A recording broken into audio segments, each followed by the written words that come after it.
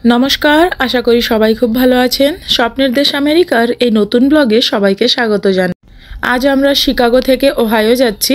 আমাদের যেতে সময় লাগবে প্রায় 7.5 ঘন্টার মতো, কিন্তু আমরা সবাই প্রচণ্ড টায়ার্ড। আর আমি তো ড্রাইভ করছি না, আমার হাজব্যান্ড ড্রাইভ করছে। তো ও কতক্ষণ ড্রাইভ করতে পারবে কোনো গ্যারেন্টি নেই। হয়তো 2-3 ঘন্টা পরেই আমরা কোথাও স্টপ করে ঘুমাবো একটু। শিকাগো তো আমেরিকার খুব ফেমাস একটা শহর, প্রায় সবাই জানে শিকাগো। এখন আমরা শিকাগোর ডাউনটাউন হয়ে যাচ্ছি, যেটা মেন শহর। কি সুন্দর বড় বড় বিল্ডিং, আর সবগুলোই এত সুন্দর লাইট জ্বলছে, মানে পুরো আকাশটা দেখুন লাইটের জন্যই লাল দেখাচ্ছে। শিকাগো দেখতে দেখতে কখন যে ঘুমিয়ে পড়েছি একটুই বুঝতে পারিনি। যখন ঘুম ভাঙে দেখি এই গ্যাস স্টেশনে আমরা দাঁড়িয়ে আছি, আর গাড়িতে তো এখন সবাই ঘুমাচ্ছে আমাকে বাদ দিয়ে। এই দেশে পেট্রোল পাম্পকে গ্যাস স্টেশন বলে, তো বলে বলে আমাদেরও অভ্যাস হয়ে গেছে গ্যাস স্টেশন বলা। এইখানে প্রতিটা পেট্রোল পাম্পে সবসময় একটা দোকান থাকে, মানে ছোট হোক বড় হোক একটা দোকান থাকবেই। তো কোথাও ড্রাইভ করে গেলে যা যা দরকার হয় প্রায় সমস্ত জিনিস ওই সব দোকানে পাওয়া যায়। তো এখানেও একটা দোকান আছে, দোকানটা ভালোই বড় দেখছি। ওই যে দেখুন দোকানটার নাম দেখা যাচ্ছে 7-Eleven। হ্যাঁ, দোকানের নামটাই হচ্ছে 7-Eleven। এই এত বড় পার্কিং লটে আমাদের গাড়ি এইদিকে, আর ওইদিকে আর দুটো গাড়ি আছে, আর বাকি কেউ নেই, একেবারে নির্জন। তবুও এই দেশে পুলিশ ব্যবস্থাটা এতটাই ভালো, এই সব জায়গায় ভয় করে না, আরামে গাড়ি পার্ক করে ঘুমানো যায়। আমার মা উঠে পড়েছে, মাকে নিয়ে একটু দোকানের ভেতরে যাই, দেখি কি কি খাবার পাওয়া যাচ্ছে। এই দোকানে খাবারের অপশন বেশ অনেকগুলোই দেখতে পাচ্ছি। নানান রকম ড্রিঙ্কস আছে, এইদিকে ফ্রুট ড্রিঙ্ক আছে, চকলেট ড্রিঙ্ক আছে, আর এমনি ওই কোকাকোলা, ফ্যান্টা এইগুলো সব আছে। আর এইদিকে এই chips, biscuit, cake, ice cream, sandwich এইসব করে বেশ অনেক কিছুই রাখা আছে। কিন্তু এখন বাজে রাত 2:30, আর খিদেটাও খুব জোর পেয়েছে। আর ঠান্ডাটাও বেশ পড়েছে। কলকাতায় যেমন গরম ছিল, শিকাগোতে তেমন ঠান্ডা। তো আমি কিছু গরম খাবার খুঁজছি। এখানে অনেক কিছুই রাখা থাকে, অনেক স্যান্ডউইচ রাখা থাকে, আর মাইক্রোওয়েভ রাখা আছে। তো স্যান্ডউইচগুলো গরম করে খেতে পারবো। স্যান্ডউইচ ছাড়াও গরম খাবারের মধ্যে অপশান আছে এই রোলগুলো। এইগুলো তো মাংসর রোল, এইগুলো খাবো না। কিন্তু এইগুলো দেখুন রুটির ভেতরে মাংস দিয়ে রোল করা, এইগুলোকে বলে টাকিটো। ওই এক একটা রুটির রোলের দাম $2, তার মানে 160 টাকার মতো। মায়ের জন্য একটা রোল নিয়ে নিচ্ছি গরম গরম। আর এর সাথে যেই পাউরুটিটা দেয় সেইটা ফ্রি, সেটার কোনো দাম নেয় না। আমার এখন গরম গরম নুডলস খাওয়ার ইচ্ছে হচ্ছে। তো এই সব দোকানে এই নুডলসের কাপ রাখা থাকে। এই এক একটা কাপের দাম প্রায় $1.5-2 করে, মানে এই 150-170 টাকার মতো। এইদিকে গরম গরম পিৎজা দেখতে পাচ্ছি। আমার বড় ছেলেটার জন্য একটু পিৎজা নিয়ে যাই, ও পিৎজা খেতে খুব ভালোবাসে। বাবা, এক একটা পিৎজা স্লাইসের দাম $3, তার মানে 250 টাকার মতো। আর কলকাতায় 250-300 টাকা দিলে একটা গোটা পিৎজা চলে আসবে। এইসব দোকানে এত রাত্রিবেলা এমনিতেই স্টাফ কম থাকে, আর এইসব খাবার আমরা নিজেরাই নিয়ে নিই, কেউ কিছু বলে না। আমার ছোট ছেলেটা তো কলা প্রেমী, ওর জন্য 4-6টা কলা নিয়ে নিচ্ছি। প্রায় সবার জন্য খাবার নেওয়া হয়ে গেছে। আর আমার হাজব্যান্ড ও নিজে আসবে, নিজে দেখে নেবে কি খাবে। আগে এই নুডল কাপগুলোতে গরম জল ঢেলে দিই, কারণ এটা 2-3 মিনিট রাখতে হয়, তারপরে নুডল রেডি হয়। তো এর জন্য যেই ফুটন্ত গরম জলটা লাগে ওইটা আমরা কফি মেশিন থেকে নিয়ে নিই।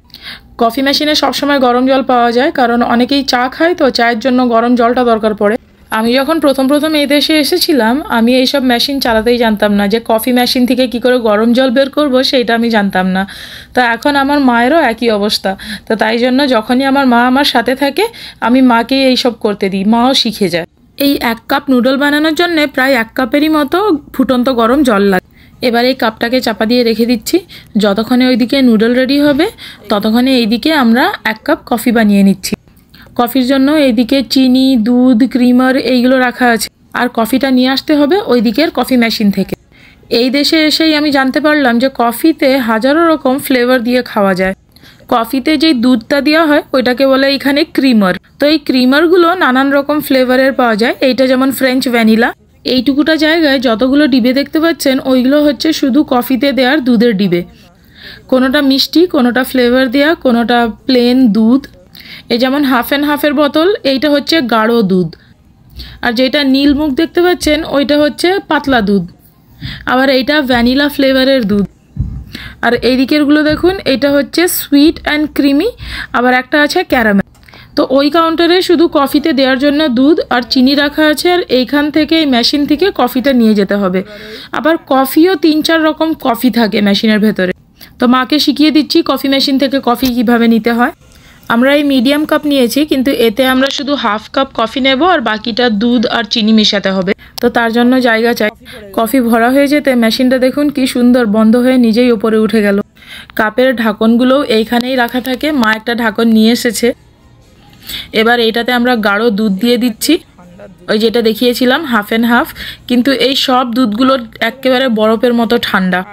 তো এই গরম গরম কফিতে এই ঠান্ডা ঠান্ডা দুধটা দিতে কফি একেবারে ঠান্ডা হয়ে গেছে। এতটা কফিয়ে হয়তো 3-4 চামচের মতো চিনি লাগবে।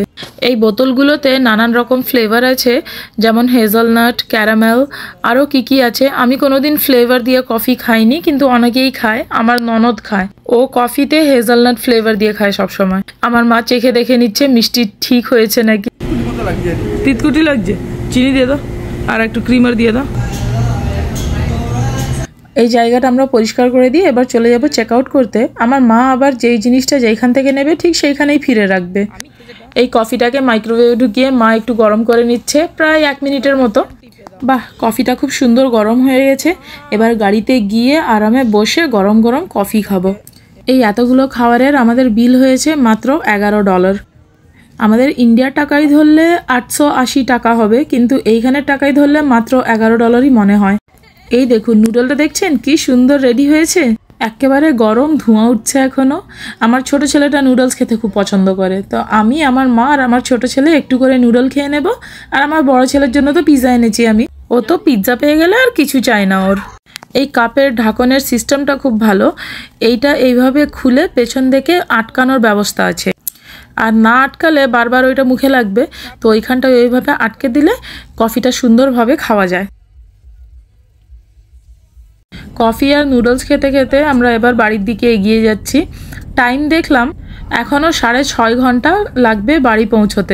তার মানে আমরা যখন ড্রাইভ করতে স্টার্ট করেছিলাম তার ঠিক 1 ঘন্টা পরেই আমরা ঘুমিয়ে পড়েছিলাম সবাই, ওই 4-5 ঘন্টার মতো। তো যাই হোক, ভালোই হয়েছে আমরা সবাই ঘুমিয়ে পড়েছিলাম, কারণ এবার আমরা সকালবেলা পৌঁছবো। সকালবেলা 9টা 9:30 মতো পৌঁছবো আমরা। এই ব্লগটাও এইখানেই শেষ করছি। আজকের ভিডিওটা দেখার জন্য আপনাদের অসংখ্য ধন্যবাদ জানাই। ভিডিওটা যদি ভালো লেগে থাকে একটা লাইক করে দেবেন, আমার চ্যানেলকে সাবস্ক্রাইব করবেন, আর পাশে দিয়ে নোটিফিকেশান বেল আইকনটি ক্লিক করে দেবেন। যদি মনে হয় এই ভিডিওটা কারো কাজে লাগবে, ওনাদের সাথে শেয়ার করে দেবেন। ঈশ্বরের কাছে প্রার্থনা করি আপনারা সবাই ভালো থাকবেন, সুস্থ থাকবেন, সাবধানে থাকবেন। দেখা হবে আবার পরের ভিডিওতে।